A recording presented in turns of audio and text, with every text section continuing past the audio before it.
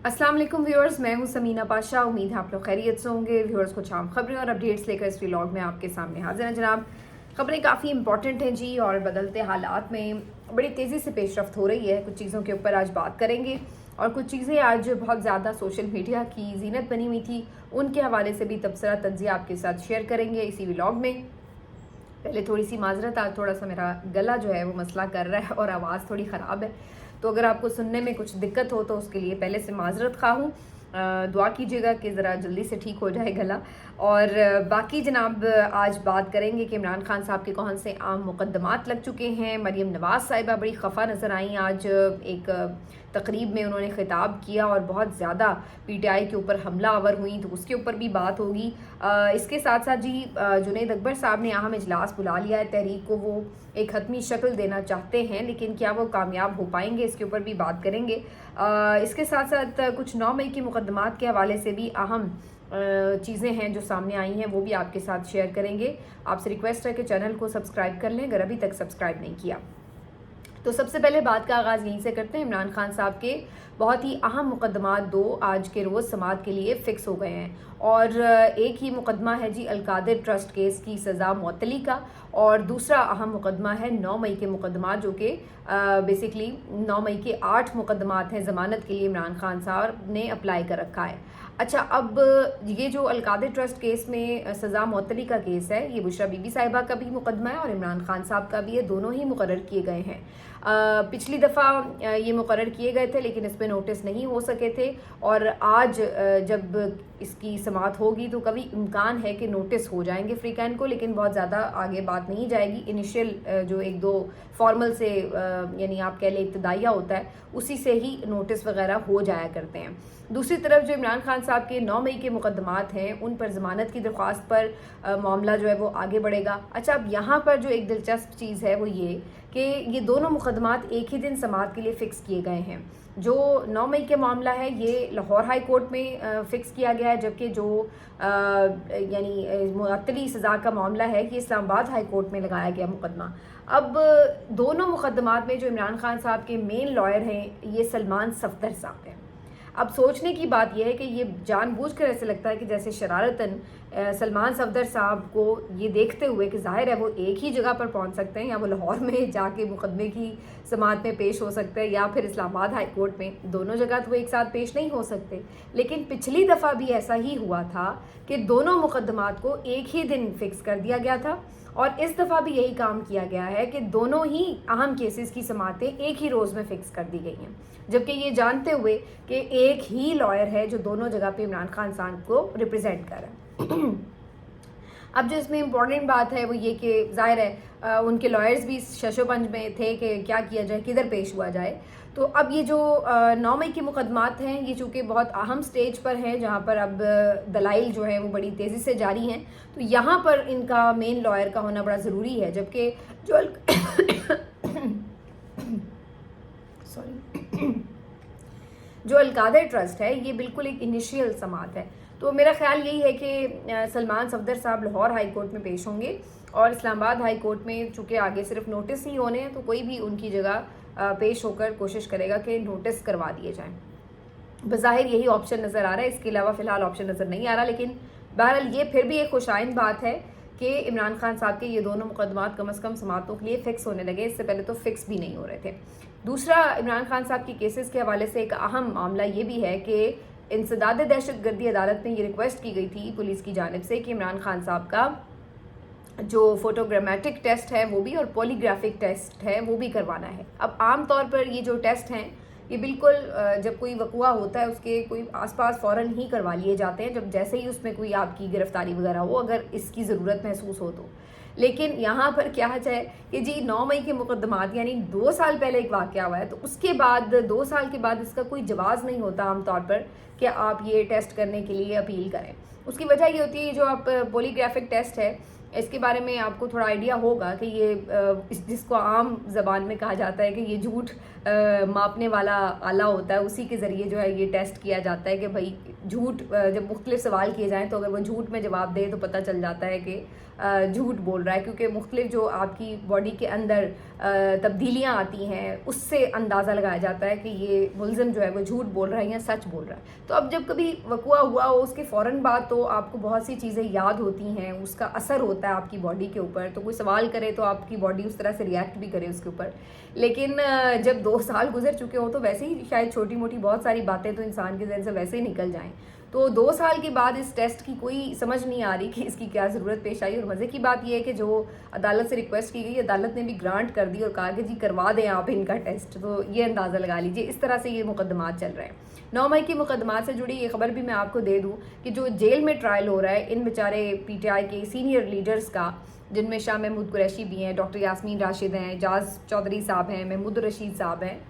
تو ان سب کے ساتھ ادھر کیا ہو رہا ہے کہ ایک تو جس طریقے سے یہ ٹرائلز ہو رہے ہیں، آج میں یہ دیکھ رہی تھی بہت سے رپورٹرز نے رپورٹ کیا ہے کہ بیچارے کچھ لوگ جو ہے چونکہ ایک بندے کو کئی مقدمات میں نامزد کیا ہوا ہے تو ہر روز ہی ان کے ٹرائل ہو رہے ہوتے ہیں، کبھی کسی ایک مقدمے میں کسی دوسرے مقدمے میں، تو پورا دن ان کا کوٹ لکھپت جیل کے ٹرائلز کے اندر گزر جاتا ہے، اور بعض اوقات 3 دن جو ہیں وہ ٹرائلز مسلسل ہوتے ہیں، یعنی کہ کبھی ایک کبھی دوسرے مقدمے کے۔ اس چکر میں ان بیچاروں کا کوئی روزگار نہیں رہ گیا۔ ظاہری سی بات ہے اگر آپ کو روز جیل ٹرائل میں پیش ہونا ہے، ہفتے میں 4 دن آپ اویلیبل نہیں ہیں تو آپ کسی جگہ نہ نوکری کر سکتے ہیں، کون آپ کو اتنی چھٹیاں دے گا ہر روز نوکری کے لیے؟ تو یہ ایک مسلسل عذاب ان لوگوں کے لیے بنا ہوا ہے، اور یہ جیل ٹرائل جس طریقے سے ہو رہے ہیں یہاں پر کوئی رولز فالو نہیں کیے جا رہے، کوئی پروسیجرز فالو نہیں کیے جا رہے، عجیب و غریب بے سروپا طریقے سے یہ جو جیل ٹرائل ہیں یہ چل رہے ہیں، اور اس کے بعد اس سے جتنے گھرانے متاثر ہو رہے ہیں وہ ایک الگ درد بھری کہانی ہے۔ لیکن جیسا کہ آپ کو پتہ ہے جس طرح سے یہ سسٹم پچھلے 2 سالوں سے چل رہا ہے اس میں اب یہ باتیں تو شاید لوگوں کو حیران بھی نہیں کرتی کہ یہ اتنا زیادہ چیزیں نارملائز ہو گئی ہیں کہ لوگوں کو اب اس طرح سے پریشان کیا گیا، اس طرح سے لوگوں کی زندگیاں اور ان کے کاروبار تباہ کیے گئے ہیں، خاندانوں کے خاندان اجڑ گئے ہیں، لیکن یہاں پر کسی کو احساس بھی نہیں ہے۔ تو ایک تو جیل ٹرائل کا یہ بڑا دکھ بھرا پہلو ہے، دوسرا جو یہاں پر یہ جو سینئر لیڈرشپ ہے انہوں نے بھی آج اس سلسلے میں خط بھی لکھا ہے، اور یہ چیزیں رپورٹرز نے بھی رپورٹ کی ہیں کہ یہاں پر جس طریقے سے دھجیاں اڑائی جا رہی ہیں پروسیجر کی وہ بھی حیران کن ہے۔ یعنی آپ کو معلوم ہے کہ کوئی بھی گواہ جو پروسیکیوٹر کی جانب سے پیش کیا جاتا ہے وہ جو ملزمان ہیں، جو ان کے وکلاء ہیں، ان کے سامنے ہی پیش کیا جاتا ہے، اور ہر انہوں نے جس بھی سینئر لیڈر کے اوپر مقدمہ بنایا ہے 2 ہی سٹار گواہ ہیں جو ہر مقدمے میں انہوں نے گھسائے ہوئے ہیں کہ جی انہوں نے ہی سازش سنی ہوتے ہوئے، انہوں نے ہی دیکھی۔ وہ سٹار گواہ کے نام بھی بلکہ میں نے نوٹ کیے تھے کہ ایک تو محمد خالد صاحب ہیں اور کوئی شاید حسام افضل صاحب ہیں جو ہر مقدمے میں گواہ بنے ہوئے ہیں، ہر جگہ سازش جہاں ہو رہی تھی بھئی ان 2 بندوں نے ہر جگہ وہ سازش جو ہے وہ سنی بھی دیکھی بھی، لیکن کسی کو بتائی نہیں۔ اتنے زبردست تھے یہ کہ ہر جگہ سازش دیکھ رہے تھے، سن رہے تھے، بن رہی تھی، ان کو پتہ تھا، لیکن نہ انہوں نے جا کے کسی کو سازش بتائی اور ہوتے رہنے دی، اور ہر جگہ یہ موجود تھے۔ تو وہ مجھے یاد آ گیا ایک پروگرام تھا کسی ٹی وی چینل کا کہ کوئی اور دیکھے نہ دیکھے شبیر تو دیکھے گا، تو اور کوئی سازش پکڑے نہ پکڑے، لیکن یہ محمد خالد صاحب اور حسام افضل صاحب جو ہے انہوں نے ہر جگہ وہ جو سازش ہے وہ پکڑی بھی اور دیکھی بھی۔ تو بہرحال یہ سٹار گواہ جو ہے وہ پیش ہو کے جب چلے بھی گئے، جب ملزم چلے گئے، جب وکلاء چلے گئے، تو اس کے بعد انہوں نے کوئی فالس گواہ بلا کر اور ان کی بھی گواہیاں لے لی ہیں۔ اب اس کے اوپر جو ان لیڈرز ہیں انہوں نے احتجاجاً یہ بات لیک بھی کی ہے، خط بھی لکھا ہے کہ یہ کوئی طریقہ نہیں ہے کہ مطلب وکلاء بھی چلے گئے، ملزمان بھی چلے گئے، پیچھے سے کوئی بھی کچھ بھی آ کے کہہ دے اور وہ گواہیاں جو ہیں وہ آپ ریکارڈ کا حصہ بنا دیں، تو ایسا نہیں ہوتا۔ لیکن یہاں پر جو جج صاحبان جیلوں میں خاص طور پر جا کر ٹرائل کر رہے ہیں، یہ تو آپ کو پتہ ہے بہت ہی خاص چنیدہ اور ہیرے تراشے ہوئے لوگ ہیں جن کو بھیجا جا رہا ہے، چاہے وہ ڈیالہ میں جو آتے تھے وہ بھی ہوں، چاہے یہ کوٹ لکھپت میں جو جا رہے ہیں وہ بھی ہوں۔ تو یہ والی یہاں پہ صورتحال ہے۔ انہوں نے اب اندیا دیا ہے کہ اگر اس طرح آپ نے جیل ٹرائل کرنے ہیں تو ہم ان کا پھر بوائیکاٹ کر دیں گے۔ تو یہ تو 9 مئی کے کیسز کی حقیقت ہے۔ اعجاز چودھری صاحب کے یہ جو ضمانت کا کیس تھا سپریم کورٹ میں، اس میں جو جسٹس ہاشم کاکڑ صاحب نے لکھا ہے فیصلہ، وہ اگر آپ پڑھ لیں تو آپ کو پتہ چل جاتا ہے کہ حقیقت کیا ہے۔ بیس لیس کیسز ہیں ان بیچارے رہنماؤں کے اوپر، 2 سال ہو گئے ہیں ان کو جیلوں میں پڑے ہوئے، اور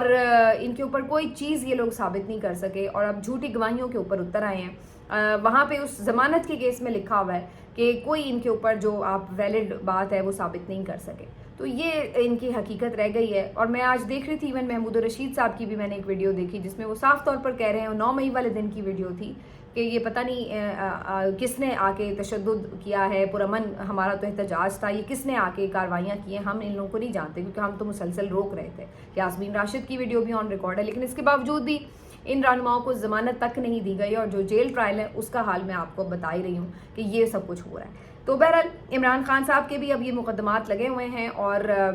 دیکھتے ہیں کہ ان مقدمات میں جب آج کے روز سماعت ہوتی ہے تو کوئی واضح چیز سامنے آتی ہے یا نہیں, کیونکہ یہ یاد رہے کہ یہی اب 2 مقدمات ہیں, یعنی ایک تو القادر ٹرسٹ کیس کی سزا اور دوسرا 9 مئی کے مقدمات. تو اگر ان میں عمران خان صاحب کی بیل ہو جاتی ہے, ادھر سے ان میں سزا معطل ہو جاتی ہے, تو عمران خان صاحب کی رہائی میں فی الحال یہی جو کیسز ہیں 2, یہ رکاوٹ ہے قانونی طور پر. ویسے تو بہت ساری رکاوٹیں ہیں, لیکن قانونی طور پر جو ہے یہی 2 کیسز رکاوٹ ہیں. تو اس لحاظ سے یہ کافی امپورٹنٹ ہے جی. باقی سیاسی طور پر پریشر کیسے بڑھانا ہے اس کے لیے پی ٹی آئی حکمت عملی تیار کر رہی ہے. عمران خان صاحب کا واضح پیغام ہے کہ احتجاجی تحریک جو ہے اس کو آگے بڑھایا جائے. جنید اکبر صاحب ایک سنسیئر آدمی ہے, کافی کوشش بھی کر رہے ہیں, ایفرٹ نظر آتی ہے ان کی, لیکن وہ مجھے کافی ڈس اپوائنٹڈ لگ رہے ہیں. میں نے پچھلے 2-3 جو ان کے ویڈیو کلپس دیکھے ہیں, مجھے یہ محسوس ہو رہا ہے کہ وہ کوشش کے باوجود بھی سیٹسفائیڈ نہیں ہیں ان تیاریوں سے جو وہ سمجھتے ہیں کہ ہونی چاہیے. اگر آپ ایک احتجاجی تحریک کو لیڈ کر رہے ہوں اور آپ کو لگے کہ جی اس کے لیے کیا ایک آپ کو سپورٹ چاہیے اپنی پارٹی سے, وہ شاید سپورٹ ان کو نہیں دستیاب ہے. آج کے روز بھی انہوں نے ایک اہم میٹنگ بلائی ہوئی ہے عہدیداران کی, جس میں وہ فردر ڈسکشن کریں گے اس کی حکمت عملی کے حوالے سے. لیکن جو گفتگو ان کی 2-3 دنوں سے میں نے نوٹس کی, تو اس میں وہ بار بار یہ بات کہہ رہے ہیں کہ جب اندر کے لوگ کمپرومائز ہوں, جب کھوٹے سکے جیب میں ہوں تو پھر بڑا مشکل ہو جاتا ہے. پھر ساتھ میں ایک جگہ پہ وہ اس طرح کی بھی ان کی کچھ آڈیو سننے کو ملی ہے جس میں وہ کہہ رہے ہیں کہ ان کے اپنے ایون حلقے کا جو ایم پی ہے وہ ان کا فون نہیں اٹھا رہا. اس سے پہلے بھی ایک احتجاج میں کچھ اس طرح کی خبریں ملی تھی جہاں پہ کوئی آڈیو لیکن کی ہوئی تھی کہ پرانی کسی نے ان کو ویڈیو بنا کے احتجاج کی بھیج دی کہ جی میں تو آیا ہوا تھا, اور انہوں نے کہا کہ مجھے بھلا پتہ نہیں چل رہا. تو ایسا لگ رہا ہے کہ پارٹی کے اندر سے بھی جنید اکبر صاحب کو وہ سپورٹ نہیں مل رہی ہے جس کی انہیں تلاش ہے, اور اس کی ایک بہت بڑی وجہ بڑی سامنے ہے. علی امین گنڈا پور صاحب احتجاج کے ساتھ پچھلے 2 احتجاجوں کے ساتھ جو کر چکے ہیں وہ کوئی ڈھکا چھپا تو ہے نہیں ہے, اور ظاہر ہے کہ جو موسٹلی ایم پی ایز ہیں اس وقت وہ ظاہر ہے کہ علی امین کے ساتھ کھڑے ہیں. تو اگر جنید اکبر صاحب کو کوئی احتجاجی تحریک بہت زبردست پیمانے پر چلانی ہے تو اس کے لیے ضروری ہے کہ انہیں علی امین گنڈا پور صاحب کی پیچھے رہ کے ہی صحیح لیکن ایک سپورٹ حاصل ہو. لیکن بظاہر ایسا لگ رہا ہے کہ وہ سپورٹ انہیں دستیاب نہیں ہے. تو میری اپنی اس سلسلے میں جو ایک اوپینین ہے وہ یہ ہے کہ اگر یہی صورتحال رہی تو شاید جنید اکبر صاحب کوئی بہت زیادہ کامیاب احتجاج کرنے میں شاید کامیاب نہ ہو سکیں, یا کوئی بہت بڑا پلان شاید ابھی فی الحال نہ دے سکیں. کیونکہ ابھی آپ دیکھ سکتے ہیں کہ مراد سعید نے بھی شروع میں کنونشنز وغیرہ کیے, وہ بھی تھوڑے ایکٹیو ہوئے, لیکن اب وہ بھی بالکل مختلف وجوہات کی بنا پر اس طرح سے دوبارہ ایکٹیو نظر نہیں آ رہے. ادھر سے علی امین آج بھی جب آئے تھے کورٹ میں تو ان سے بات ہو رہی ہے کہ جی کیا آپ کہتے ہیں ان مقدمات کے عمران خان سے, وہ کہہ رہے ہیں جی عمران خان نے تو کہا ہے کہ میں سب کو معاف کرنے کے لیے تیار ہوں, میں مذاکرات کے لیے تیار ہوں. بھائی عمران خان یہ تو شروع سے ہی کہہ رہے ہیں, اس میں تو کوئی ہم نہیں کہہ رہے کہ آپ نے غلط کہا, لیکن جو ابھی لیٹسٹ عمران خان کا پیغام آیا تھا وہ تو احتجاج کے لیے آیا ہے کہ میری اس وقت پوری پرائورٹی جو ہے وہ احتجاج ہے. اب یہاں پر آپ نے پچھلے 1.5-2 مہینے سے علی امین کے منہ سے کوئی نام نہیں سنا ہوگا احتجاج کا, کہ جہاں انہوں نے کہا ہو کہ ہم نے احتجاج کرنا ہے اور ہم احتجاج کے لیے آ رہے ہیں یا ہم نے پلان کر لیا ہے. تو وہ ٹوٹلی اس سے بالکل لا تعلق ہیں کہ کوئی احتجاج ہونا ہے یا کوئی احتجاجی تحریک ہونا ہے. اور تو اور آپ یہ بھی دیکھیے کہ ایسا لگ رہا ہے کہ وہ ڈیلیبریٹلی عمران خان صاحب سے مل بھی نہیں رہے ہیں, ان کو فیس بھی نہیں کر رہے. میں نے آپ کو پچھلے ولاگ میں بتایا تھا کہ عمران خان صاحب نے جب خود پچھلی ملاقات میں کہا کہ علی امین کیوں نہیں مجھے ملنے آ رہے, تو پچھلے ہفتے جی ایک ایسی فرمائشی سی ڈال دی لسٹ میں نام, اور اس کے بعد جا کے حاضری بھی لگوا لی کہ میں تو گیا تھا, مجھے ملنے نہیں دیا گیا. لیکن کہیں سے لگ نہیں رہا تھا کہ وہ واقعی عمران خان صاحب سے ملنے کے لیے آئے ہیں یا انہوں نے کوئی واقعی بڑے دل سے کوشش کی ہے. اور اس کے بعد آج ان کا نام ایک دفعہ پھر سے شامل کیا گیا تھا لسٹ میں, اور اب خبر یہ آ رہی ہے کہ وہ لسٹ سے انہوں نے نام اپنا وڈرا کروا لیا ہے اور ان کی جگہ احمد چٹھا کا نام شامل کر دیا گیا ہے جو پارٹی لیڈرز کی ملاقات تھی. تو اب اس میں بھی انہوں نے اپنا نام وڈرا کروا لیا ہے. اس کا جو بہانہ بتایا جا رہا ہے وہ یہ کہ جی وہ کہتے ہیں میں نے جی 1-on-1 ملنا ہے میں نے عمران خان سے, اس لیے میں نہیں ملنے جا رہا کیونکہ یہاں پہ پھر باقی پارٹی کے لوگ بھی ہیں. بھائی ادھر کون سا وہ 6 کے 6 لوگوں کو بھیج دیتے ہیں, آپ جائیں تو صحیح, ہو سکتا ہے آپ کی اکیلے میں ہی ملاقات ہو جائے, باقی لوگوں کو وہ جانے ہی نہ دے, کیونکہ یہاں تو صورتحال یہی ہم دیکھ رہے ہیں نا کہ جو لسٹ جاتی ہے اس میں تو لوگوں کو جانے بھی نہیں دیتے. تو یہ اب ایک جو معاملہ ہے سارا، یہ میرا خیال ہے اب کافی حد تک اوپن ہو چکا ہے کہ علی امین گنڈا پور صاحب جو ہیں وہ کس طرح سے اس وقت چل رہے ہیں، اور اسی وجہ سے وہ شدید تنقید کی زد میں بھی ہیں۔ باقی جی اب آ جاتے ہیں مریم نواز صاحبہ کی طرف، کیونکہ آج مریم نواز صاحبہ بھی جنگ ختم ہونے کے بعد منظر عام پر آ گئی ہیں۔ ویسے ایک دن پہلے بھی آئی تھی، کوئی کریلے دال آٹے کا بھاؤ پوچھتی پھر رہی تھی بند مارکیٹس میں ایک دکان کھلوا کر، اور آج جناب وہ پھر سے کسی ایک تقریب میں پہنچی ہوئی تھی اسٹوڈنٹس کے ساتھ، اور یہاں پر لگ رہا تھا کہ خاص طور پر وہ کچھ خاص پیغام دینے کے لیے آئی ہیں۔ تو جی اس دفعہ انہوں نے جو پیغام شروع کیے وہ ایسا لگ رہا تھا کہ بہت فرسٹریشن کا شکار ہے، بہت غصے میں تھیں، اور بالکل ایک بے محل اور بے موقع قسم کی ان کی یہ تقریر تھی جو انہوں نے کی اسٹوڈنٹس کے ساتھ وہاں پر۔ اور اس میں جناب وہ فرماتی ہیں، پہلے تو فیکچول جو کچھ کریکشن ہے وہ کرنی بڑی ضروری ہے۔ ایک تو جناب وہ فرما رہی تھیں کہ جو یہ رافیل طیارے گرائے ہیں وہ JF-17 تھنڈر نے گرائے ہیں، اور آپ کو پتہ ہے بچوں یہ JF-17 تھنڈر جہاز کس نے بنائے ہیں؟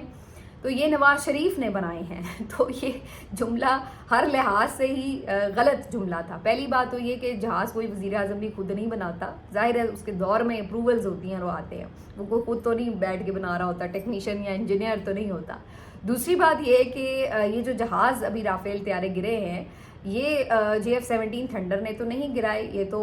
10C جو ہے J-10C اس کی طرف سے یہ کارروائی کی گئی ہے جو میڈیا میں رپورٹ ہوئی ہے۔ اور اس جہاز سے متعلق یہ کہا جا رہا ہے کہ یہ عمران خان صاحب کے دور میں آیا تھا، اور اس کی کافی لوگ ویڈیوز وغیرہ اور تصویریں بھی شیئر کر رہے ہیں اس وقت کی جب ان کے دور میں اس جہاز کو اس کا ایگریمنٹ ہوا، اپروول ہوئی، اس کو منگوایا گیا تھا۔ تو دونوں ہی باتیں فیکچولی غلط ہیں، اور مریم صاحبہ جو ہیں وہ اس کے اوپر کریڈٹ لینے کی ناکام کوشش کرتی نظر آ رہی ہے۔ تو یہ بیسکلی ایک احساس کمتری ہے ایک تو، دوسری بات یہ کہ جو پچھلے 5-6 دن سے انہوں نے مسلسل بلکہ پورے جنگ کے دوران ہی جو دونوں باپ بیٹی نے خاموشی اختیار کیے رکھی، یہ اس کو اوور کم کرنے کے لیے اب جیت کا کریڈٹ لینے کے لیے آ گئے ہیں۔ کیا کرایا کچھ نہیں، اور کوشش یہ کر رہے ہیں کہ ہار جو ہے وہ ہمارے گلے میں ڈال دو کہ جی ہم نے بڑا کارنامہ کیا ہے، جبکہ حقیقت جو ہے وہ ساری دنیا کو پتہ ہے کہ ان لوگوں کا کارنامہ کیا تھا۔ بلکہ میں تو یہ کہوں گی کہ اب آپ جتنا مرضی شور مچا لیں، جتنا مرضی یہ چیخ چلا لیں، آج بہت چیخی چلائی ہیں، بڑے انگارے برسائے ہیں انہوں نے، لیکن جو آپ کی خاموشی ہے وہ آپ کے اپنے شور پر بھاری ہو چکی ہے۔ آپ کی اس خاموشی نے آپ کو جس قدر نقصان پہنچایا ہے سیاسی، ان کو اندازہ بھی نہیں ہے، اور یہ سوچ رہے ہیں کہ ہم ایسے جھوٹ بول کر اور اس طرح کی دوسرے کے اوپر یلغار کر کے، سیاسی مخالف کے اوپر یلغار کر کے ہم کچھ ایسا ثابت کر دیں گے کہ جیسے ہم نے بڑا کوئی کارنامہ کر دیا ہے۔ تو اب دنیا اس قدر پاگل تو نہیں ہے، ساری دنیا دیکھ رہی ہے کہ آپ اور آپ کے والد صاحب کا کیا کردار تھا، تو جھوٹ بولنے کا کیا فائدہ ہے؟ اب آ کے آپ فرما رہی ہیں کہ جی یہ اب موقع یہ نہیں تھا کہ آپ وہاں پہ سیاسی مخالف کے اوپر بیان بازی کرتی یا کچھ کرتی، لیکن یہاں پہ بھی آ کے شروع ہو گئی کہ جی انہوں نے 9 مئی کو یہ کیا، 9 مئی کو وہ کیا، حالانکہ 9 مئی کا اس بات سے کیا تعلق تھا جو یہ ابھی سارا ایک بہت بڑا کرائسس تھا جو اللہ تعالیٰ کا شکر ہے کہ ختم ہوا، تو اس بات کا تعلق ہی نہیں تھا کوئی 9 مئی سے، لیکن انہوں نے اس 9 مئی کو زندہ رکھنا ہے، اس لیے کیونکہ ان کو لگتا ہے کہ یہ ان کی انشورنس پالیسی ہے۔ جب تک ان کو لگتا ہے کہ اسٹیبلشمنٹ 9 مئی کے معاملے پر PTI سے ناراض رہے گی، اس وقت تک یہ لوگ کرسیوں پہ بیٹھے رہیں گے، اور اگر 9 مئی کا رنج ان کے دل سے کم ہو گیا تو پھر تو پتہ نہیں جو PTI ہے ان کے ساتھ دوستی ہو جائے گی تو ان کو تو کوئی کک مار دے گا، تو ان کو شاید اس طرح کے کچھ خوف لاحق ہیں، تو اس وجہ سے بھی یہ بار بار 9 مئی کا راگ الاپتے رہتے ہیں۔ حالانکہ 9 مئی کی حقیقت تو عدالتوں میں کھلی رہی ہے کہ وہ کیا ہے کیسے، اس کے اوپر تو اب بہت ساری چیزیں کھل کے سامنے آ رہی ہیں، لیکن ان کو شاید ایسے خدشات ہیں کہ یہ ہم یہ کرتے رہیں تو شاید اسی میں ہماری بقا ہے۔ دوسری طرف اسی طرح کی کوشش کرنے کی، ناکام کوشش کرنے کی جو پریس کانفرنس میں عظمہ بخاری صاحبہ نے کی، وہ بھی میرا خیال ہے کہ ایک ڈرون حملہ تھا عظمہ بخاری صاحبہ کا جو انہوں نے نواز شریف صاحب پہ کیا، جب انہوں نے بلا ضرورت یہ کریڈٹ ڈالنے کی ان کے گلے میں کوشش کی کہ جناب نواز شریف صاحب نے ہی تو یہ سارا آپریشن ڈیزائن کیا تھا، تو وہ تو ہر جگہ پہ موجود تھے، اور یہ وہ اس کے بعد جو نواز شریف صاحب کی درگت بنی سوشل میڈیا کے اوپر، اتنے لوگوں نے میمز بنائے، اتنی بے عزتی ہوئی، اتنا مذاق اڑایا کہ جناب نواز شریف صاحب نے کیا اس پہ آپریشن پہ ڈیزائن کرنا تھا، وہ کوئی میجر ہے، کوئی فیلڈ مارشل ہے، کون ہے وہ جو وہ جنگی آپریشن کو ڈیزائن کریں گے؟ تو اس طرح کی جملے، ویسے عظمہ بخاری صاحبہ معذرت کے ساتھ جب مریم نواز صاحبہ کا بھی امیج بلڈ کرنے کی کوشش کرتی ہیں تو ایسی بونگی مارتی ہیں کہ الٹا ان کے اوپر بیچاری کے اوپر زیادہ شدید تنقید ہو جاتی ہے، اور یہی حال انہوں نے نواز شریف صاحب کا کل کیا کہ ان کے اوپر وہ ڈرون اٹیک کروایا ہے کہ جس کا کوئی حساب ہی نہیں۔ اب الٹا وہ ان کی زیادہ جو ہے وہ ٹرولنگ ہو رہی ہے سوشل میڈیا کے اوپر. تو یہ ان لوگوں کے حالات ہیں, اس طرح کی بونگی باتیں مارتے ہیں اور نیریٹو بنانے چل پڑے تھے اپنی طرف سے. تو یہ اس طرح کی چیزوں کے ساتھ نیریٹو نہیں بنتے, حقیقت لوگوں کو پتہ ہے. اگر آپ یہ سمجھتے ہیں کہ چرب زبانی سے, جھوٹ بولنے سے آپ کچھ بھی لوگوں کو کہہ دیں گے اور کچھ بھی لوگ مان لیں گے, تو وہ ایک بالکل میرا خیال ہے آج کے دور میں تو پاسبل نہیں ہے. لیکن یہاں پر یہ لوگ سمجھتے ہیں کہ یہی شاید کامیابی ہے, ابھی تک شاید اسی طرح کامیاب ہوتے رہے ہوں. تو بہرحال اب کہنے کا مسئلہ یہ ہے کہ مریم نواز صاحبہ اتنے غصے میں کیوں تھیں اس تقریر میں. بظاہر تو اس کی یہی وجہ نظر آتی ہے کہ ایک تو یہ انسیکیورٹی تھی, ہونے والی تنقید جو ان کے اوپر اور ان کے والد صاحب کے اوپر ہو رہی تھی, خاموشی کے اوپر ان کی ہو رہی تھی, اور پھر اوپر سے جس طرح سے یہ انٹرویو بھی آیا بچوں کا اور اس کی اتنی پذیرائی ہوئی. تو مجھے لگتا ہے کہ یہ ساری چیزوں نے مل کے کافی فرسٹریشن پیدا کی, اور اس کی ایک جھلک جو ہے وہ ہمیں آج پھر نظر آ رہی تھی ان کی تقریر میں. باقی ادھر شہباز شریف صاحب جو ہیں ان کا بھی ایک بڑا مزیدار آج زبردست قسم کا خطاب تھا, اور یہ خطاب تھا جی آرمی چیف کے ساتھ وہ پسرور میں پہنچے, اگلے مورچوں کے اوپر جوانوں سے خطاب کیا, ان کا حوصلہ بڑھایا. اور اس حوصلہ بڑھاتے ہوئے آپ کو پتہ ہے وہ تو جب بھی بولتے ہیں تو وہ آرمی چیف کی تعریفوں کے پل باندھ دیتے ہیں. تو یہاں پہ بھی وہ شروع ہو گئے کہ جی ان کی بے پناہ انہوں نے تعریف کی کہ جی ان کی کام. چلیے اس میں تو ویسے جنگی جو معاملات ہیں, سیکیورٹی کے جو معاملات ہیں, اس میں تو ظاہر ہے فورسز کی تعریف کرنی چاہیے جو انہوں نے کارنامے انجام دیے ہوں. لیکن یہاں پہ بھی وہ کچھ میٹھا ضرورت سے زیادہ ہی ڈال گئے اور کہنے لگے کہ جناب 71 کا بدلہ لے لیا ہم نے. بھائی دیکھیے ٹھیک ہے یہ بہت اچھی ایک زبردست کامیابی تھی, لیکن بہرحال 71 کا بدلہ تو نہیں آپ کہہ سکتے. آپ کا ایک پورا حصہ ٹوٹ کے آپ سے الگ ہو گیا تھا, تو آپ نے کیا کوئی انڈیا کا حصہ ٹوٹ کے اپنے ساتھ جوڑ لیا ہے جو آپ کو لگ رہا ہے کہ 71 کا بدلہ لے لیا. تو کچھ ضرورت سے زیادہ ہی وہ میرا خیال ہے جذبات میں بہہ جاتے ہیں. دوسرا جو انہوں نے ایک اور دلچسپ بات کی وہ یہ تھی کہ جی سارا جو آپریشن تھا یہ آرمی چیف صاحب نے ڈیزائن کیا, اور میں خود اس چیز کا گواہ ہوں. یہ ساری جو جنگی حکمت عملی بنائی وہ آرمی چیف صاحب نے بنائی, سپہ سالار نے بنائی. تو یہ خود اس بات کی ایک طرح سے تردید تھی جو عظمہ بخاری صاحبہ اور کچھ ان کے اور ایک دو لوگ PMLN کے کہتے نظر آ رہے تھے کہ جی اس میں سارا جو کردار تھا وہ نواز شریف صاحب کا پس پردہ تھا وغیرہ وغیرہ. تو ایسا لگا کہ شہباز شریف صاحب نے ڈیلیبریٹلی یہ بات کہی ہے تاکہ عظمہ بخاری کی وہ جو گفتگو ہے اس کو تاثر کو زائل کیا جائے کہ نہیں نہیں یہ کریڈٹ آرمی چیف کا ہی ہے اور اس میں نواز شریف صاحب کا کوئی کردار نہیں ہے. تو یہ تو ان لوگوں کی حالت ہوئی پڑی ہے کہ ان کو سمجھ نہیں لگ رہی کہ اس سارے کرائسس میں انہوں نے کہنا کیا ہے, کرنا کیا ہے. جو اصل آپ کا دشمن تھا اس کو آپ لوگ ایک لفظ نہیں کہہ سکے, اور آج بھی مریم نواز صاحبہ آ کے انگارے برسا رہی ہیں. تو کس کے اوپر؟ ایک ایسے لیڈر کے اوپر جو 2 سال سے جیل میں بیٹھا ہے. اس کے باوجود بھی وہ اتنی ہمت رکھتا ہے کہ وہ جیل میں بیٹھا بھی اس شخص کو للکار رہا ہے جو اس کے ملک کو میلی آنکھ سے دیکھ رہا ہے, اور آپ لوگ آزاد ہو کر بھی اس شخص کا نام نہیں منہ پر لا سکے. اور آپ کی اگر کوئی ایک پورا غصہ نکلتا ہے یا بڑا آپ کا یعنی آپ آگ بگلا ہوتی ہیں تو کس شخص کے اوپر ہوتی ہیں؟ اپنے سیاسی مخالف کے اوپر جو کہ اس وقت تو وطن کے ساتھ کھڑا ہے. اور آپ لوگ کہاں کھڑے ہیں اس کا احتساب تو اب قوم کر ہی لے گی. ملتے ہیں آپ سے اگلے ویلاگ میں, اپنا خیال رکھیے. اللہ حافظ.